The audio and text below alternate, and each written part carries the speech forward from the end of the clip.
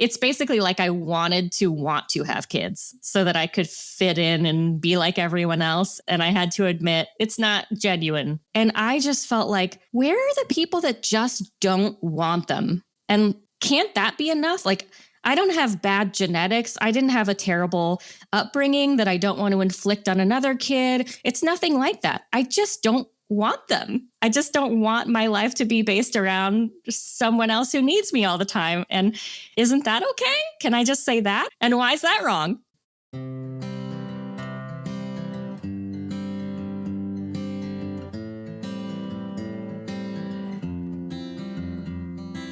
That was today's guest, Lisa.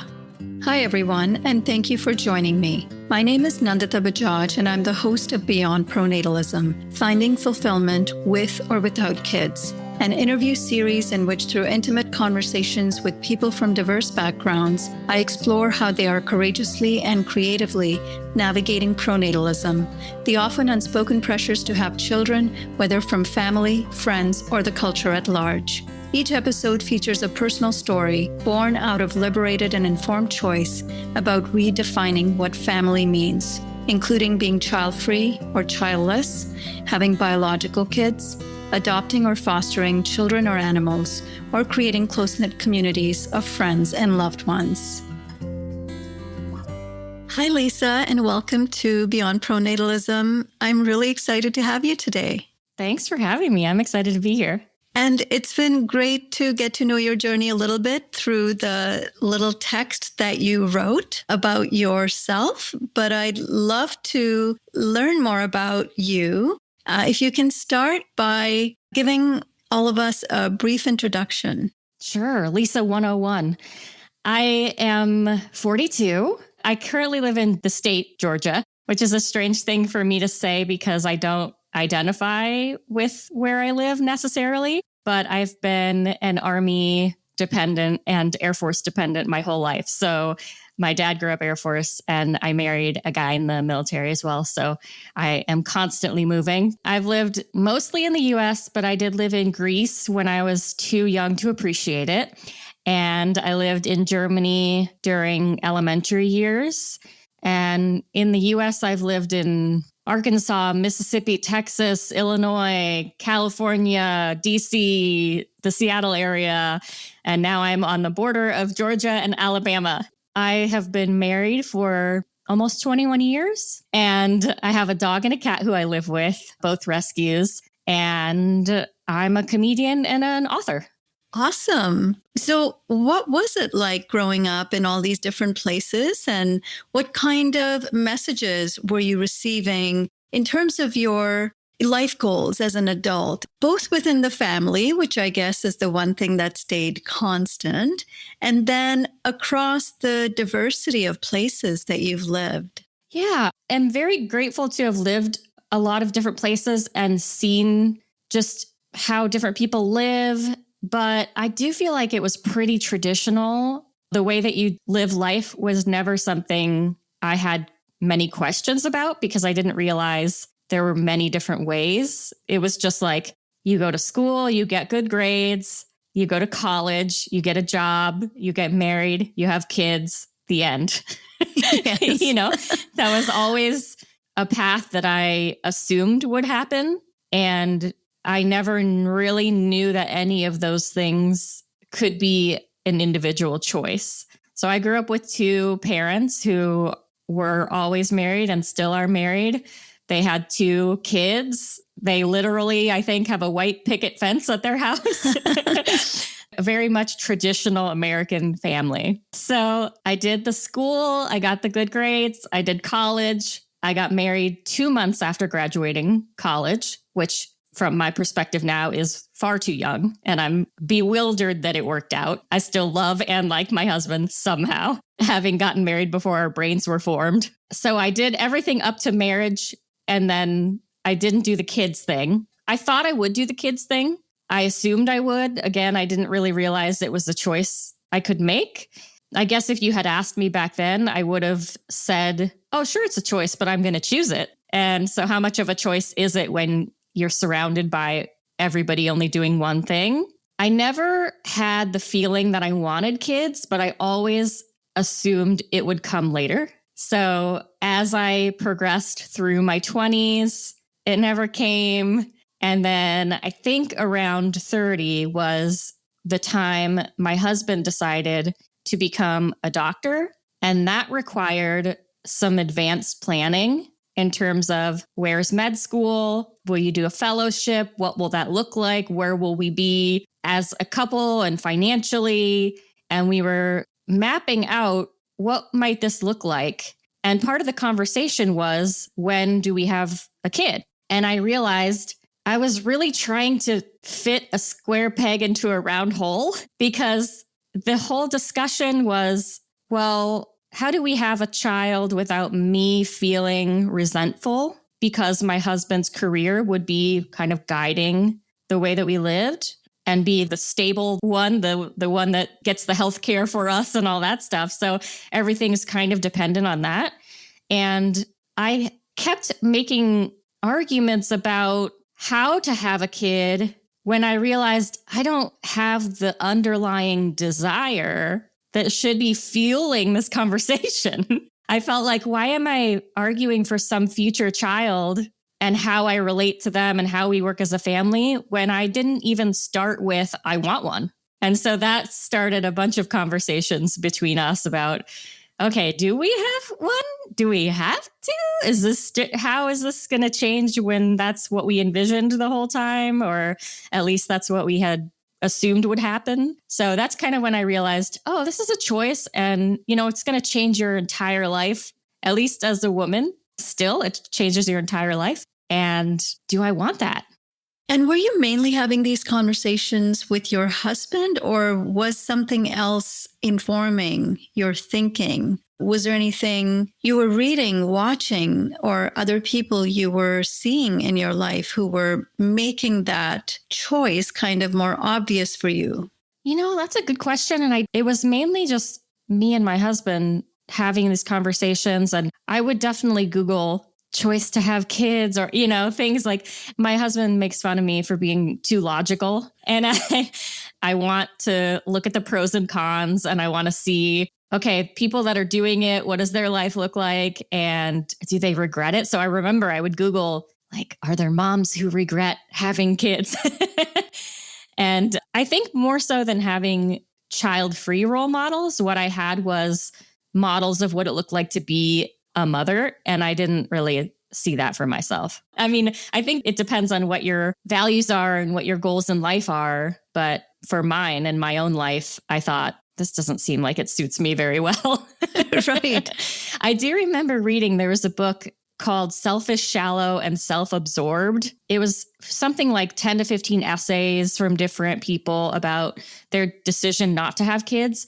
I thought it would make me feel less alone, and it ended up annoying me because I didn't see myself in that book at all. All these different people saying why they didn't have kids, but they all had a good justification.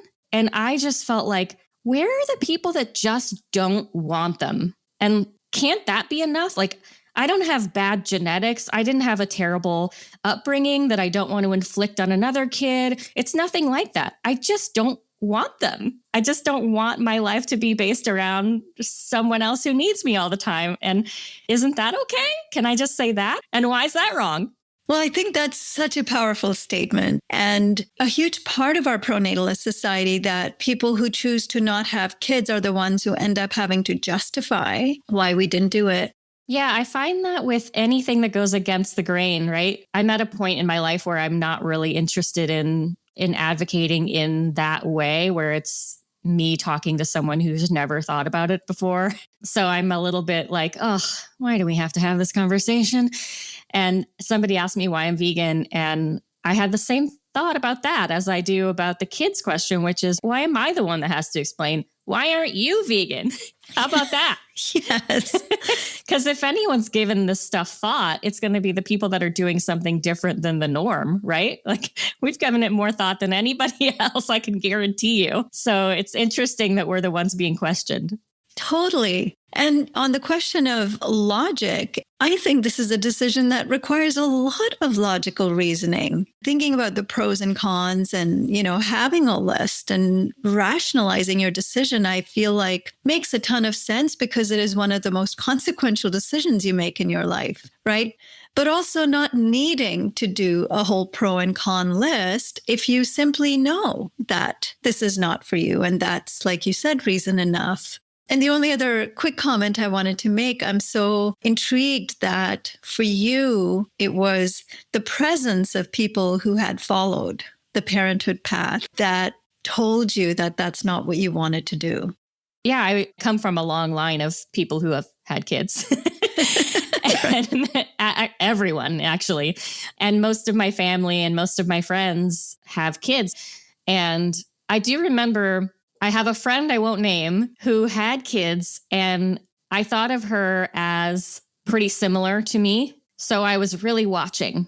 How's she going to approach this? And I saw so many people, it just seems to take over your identity when you have kids. And some people want that. I didn't want that. So I really watched my friend and I kind of looked at her like, okay, is she going to be a role model for how to have kids without losing who you are or who you were? And can you still have fun hobbies that are just for you? Can you still have music on your playlist that's not Disney songs? Can you have a Facebook profile picture that's you and not your baby? Like, is it possible? And she did do it. But by the time she was a good role model, I had already decided it's basically like I wanted to want to have kids so that I could fit in and be like everyone else. And I had to admit, it's not genuine. Yeah, so well said. And when you were having that discussion with your husband, were you both on the same page? No, and I'll be careful here because he's a private person, but we got married young. He's in the Army, and that's very typical. A lot of people get married when they're 18, 19, and then just start having kids. We did the getting married young thing, but we didn't do the kids young thing. We thought, oh, okay, maybe when we're like 27, 28, then I thought I will want that at that age because some magical hormones will kick in or something, because everybody else seems to be doing it. So you must want it at some point. And he also thought same thing, college, marriage, family, etc.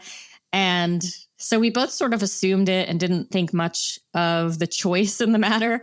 And I was the one who was like, okay, I don't think this is for me. I don't know that I want this. When we were looking at what will our lives look like, we are fairly traditional in terms of like some of the gender roles that we have, at least on paper. Like he's the one that makes more money. He's in the military, so he has a stable job. He's got the health insurance. I worked in nonprofits for a long time, which is not the most wealthy career option. And then I was a freelancer, comedian, writer. So it was clear if anybody was going to be taking the lead in childcare, it was going to be me. When he was thinking about medical school, we would talk about, okay, well, you're going to be a doctor. We could afford childcare. So that's great. But I still knew, let's say that childcare is sick. Let's say the school calls. Let's say the spring break, whatever, everything is going to fall to me because I'm the one with the more flexible schedule. So that just didn't sound good to me. A lot of the unfairness, I think, is inherent. It's biological, but a lot of it is social. And I don't like either one. Yes. And it's funny because thinking about these things that were in the future, I would feel resentful already. Yeah. Toward him. And I didn't like the feeling that I had already without even doing it, without even taking any steps toward it. And I love my husband very much, and I want to continue loving him very much. Right. I don't want to be mad at him for not helping out or for calling it babysitting or all the other things that you hear about. I know you don't want to speak on his behalf, but did it cause any kind of tension that you had to resolve over time, or did the decision come fairly easy once it was made? In between.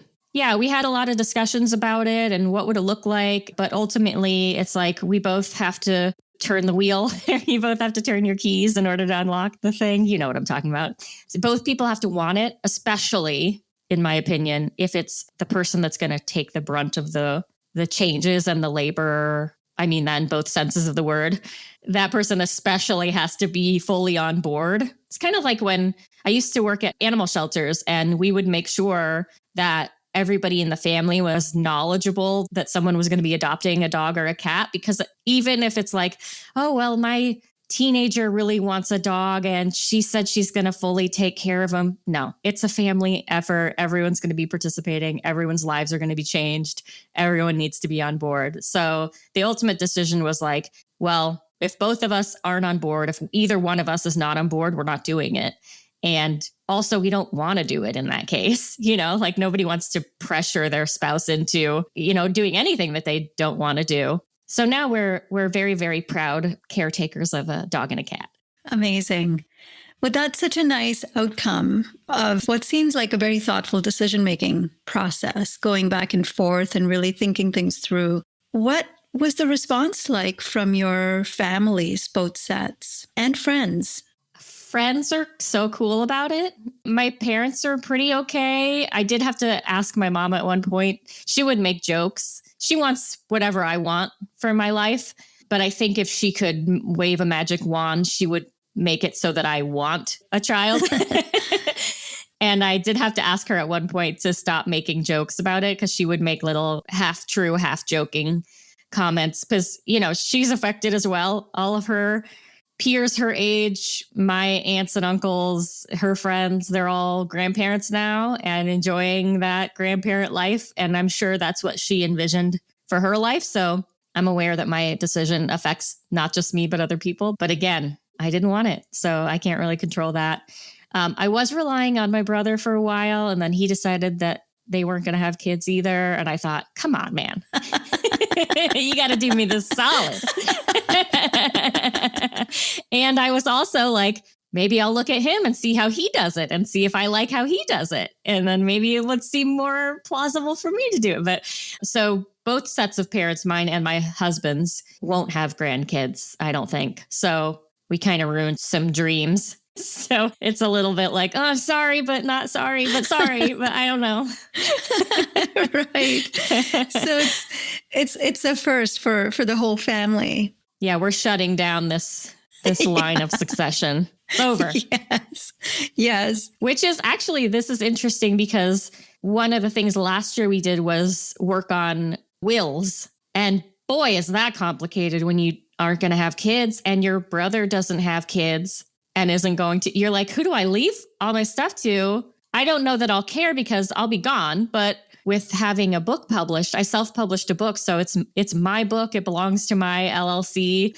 And does the book just stop being printed, or does it live on past you, or what? My book is about a dog that I lived with, and I would love for her to have a legacy. And so it's like, who will keep these things going, and does it matter? And I'd like it to go to someone I like or feel close to or something. And then you're looking at, okay, so it's not going to be my kids. It's not going to be my siblings' kids, because none of those people exist. So then you're like, friends, kids? There's not really a clear answer. And so it's kind of a, whoa, okay, this is getting real. It's funny because we went through the same process in the last 6 months, and we were clear that, a lot of it would go towards causes we care about. For us, it's the animals, looking at different organizations that are supporting animals. And it's like, well, that's our kin. Oh, I like that. Yeah, that's a great point. So I'd love to hear, after it was clear to you that this is who you are, you're a child-free couple, and you have companion animals. What has your life path since then looked like? What has that allowed you to do in terms of your pursuits? Yeah, I think for me, and it's difficult to say how much of this is directly caused by not having kids, but certainly having time and money is caused by not having kids. I feel like both of us are able to spend our time and money on things we love. So, it's funny. I didn't want to be a mom because I didn't want my whole life to be about someone else. I wanted to do what I enjoyed. And I kind of ended up living a bit for someone else anyway, which is my dog, who's very fearful and requires a little extra TLC. But I love animals. It started from a love. It started from all growing up. I wanted my own dog. I wanted to rescue a dog. So it started with the want. And so I don't have any resentment or anything about the time that it takes up now, because it was a real choice. So we spend a lot of time with our dog and our cat. He's very easygoing and easy to take care of. So he gets a little less attention when I talk about my animals, but spend a lot of time and money on our animals. And, we don't have to save money for anyone's college. So we can spend the money on ourselves and be a little bit less forward thinking, I think, than if we had kids. So we travel, we go on trips where we get to do whatever we want to do, and we don't have to go to amusement parks. We get to have grown-up trips, and we get to go hiking. And if we want to do something spur of the moment, it's a lot easier for us to do. With being in the military, we move across the country all the freaking time, it feels like. And that feels really complicated without kids, but it's probably 100 times more complicated when you have kids and you have to consider school districts and their friends and their continuity of learning and care and how they feel about moving and all those things. So I just feel like it's made life easier. And then for me personally, it's been, I guess, kind of a weight off my shoulders a little bit, because pre-decision, I kept thinking, well, maybe, I don't know, I still have to do this research, and I have to consider, and I have to think about my feelings and figure this out. It needs a solution. It's a problem that's weighing on me. And then after I decided, you know what, you just don't want kids, and that's okay. It was kind of like, okay, now I just get to live. Yeah. Even as you're talking about it, I can feel the release of energy and time and resources. There's a liberation that comes from making the decision, whichever way you go, because you're committing to something that you've thought about. It feels a lot more freeing.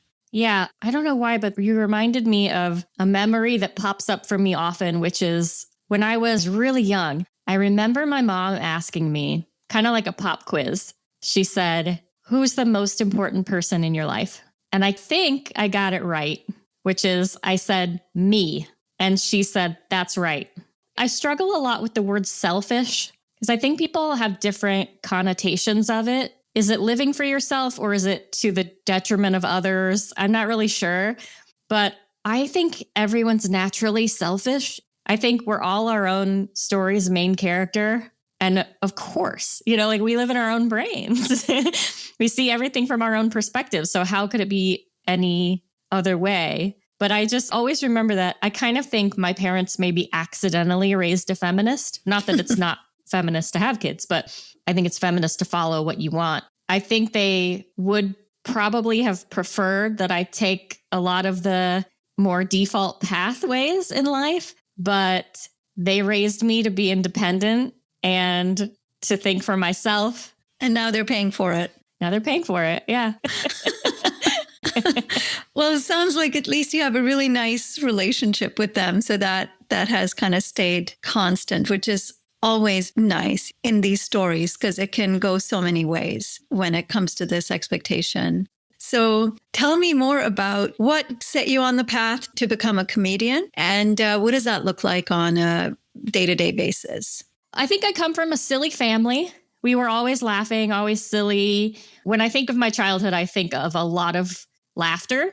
So humor has always been important and a big part of my life. And when I was in my maybe late 20s, I took an improv class, and then I went to an improv show and decided, oh, maybe I should Google to see if I can do this. And so I did improv classes, and then I ended up taking a stand-up comedy class from the same school. And I was like, this is really where it's at, because I get to be funny, but also myself. I don't have to play characters, which I'm not great at anyway. And I just would prefer to be myself if I can.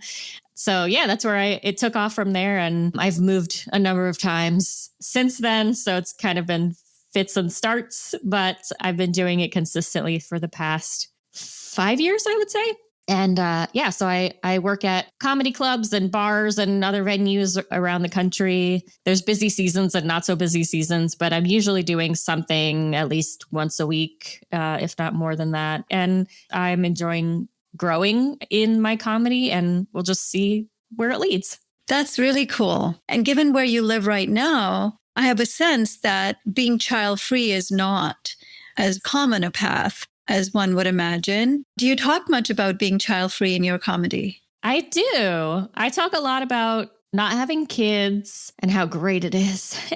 And I talk a lot about my animals. So I think you're right that it's very odd here. I live in a military town in Southwest Georgia, and it is a different world because everyone has kids. People used to ask me, when will you have kids, or do you have kids yet? And I used to get really mad at that word yet. Why does it have to be yet? Yeah.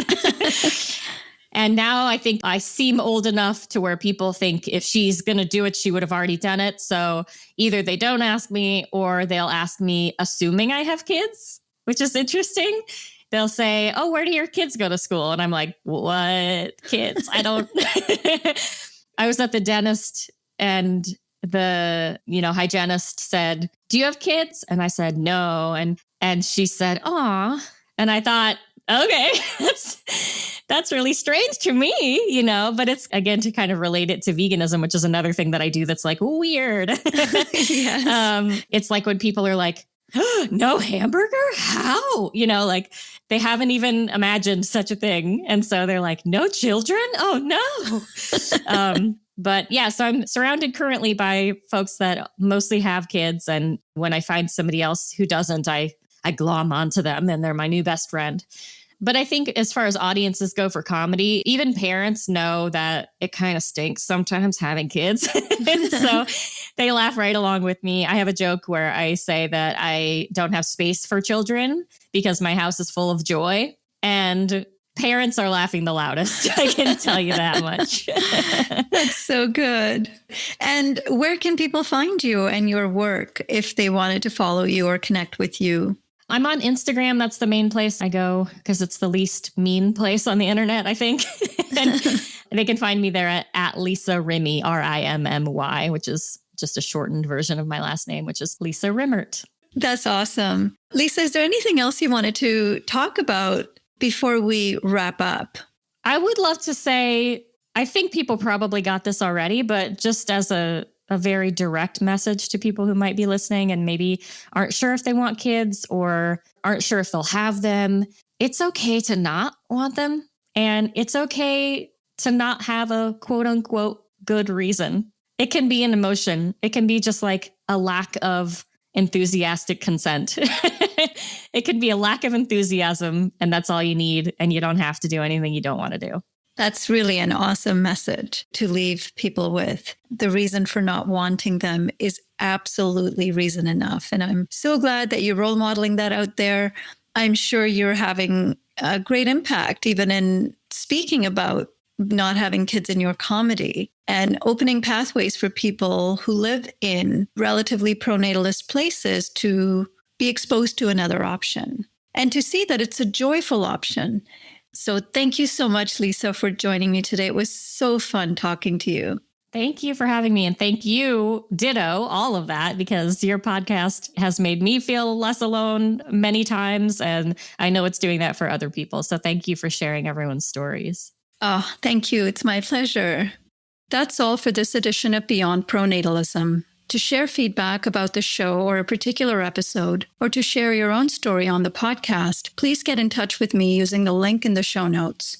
If you enjoyed this podcast, please rate us on your favorite podcast platform and share it widely. We couldn't do this work without the support of listeners like you, and hope that you will consider a one-time or a recurring donation. Thank you so much again for joining me today as we collectively discover and celebrate the many different pathways to fulfillment beyond pronatalism. This podcast is brought to you by Population Balance, the only nonprofit organization advancing the rights and well-being of people, animals, and the planet by confronting pronatalism and other harmful ideologies. This podcast is produced and hosted by me, Nandita Bajaj, with the support of my production team, Josh Wild and Alan Ware.